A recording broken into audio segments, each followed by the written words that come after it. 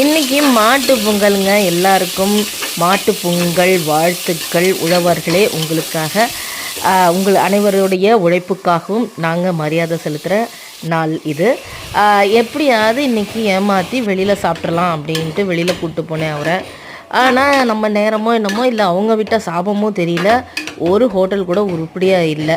அதனால் வீட்டுக்கு வர்றதுக்கே மணி 1:30 ஆயிடுச்சு. வந்த உடனே ஒரு அவசர தக்காளி சாப்பாடு வச்சுட்டு அதுக்கேற்ற மாதிரி எல்லா விஷயமும் பண்ணியாச்சு.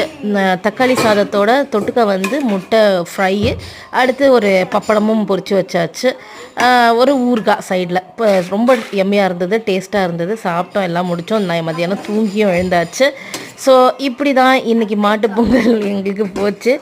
ஆம்பளைங்களே கொஞ்சம் நாங்கள் வெளியில் கூப்பிட்டு போய் ஏதாவது கேட்டால் வாங்கி கொடுங்க, எதுவும் சபிச்சிடாதீங்க. மொத்தமாக திருப்பி நாங்களே அவசரமாக செய்கிற மாதிரி இருக்குது. திரும்பியும் எல்லாருக்கும் ஒரு வாட்டி மாட்டுப்பொங்கல் வாழ்த்துக்கள். உங்கள் வீட்டில் எப்படின்னு எனக்கு கமெண்ட் பண்ணுங்கள்.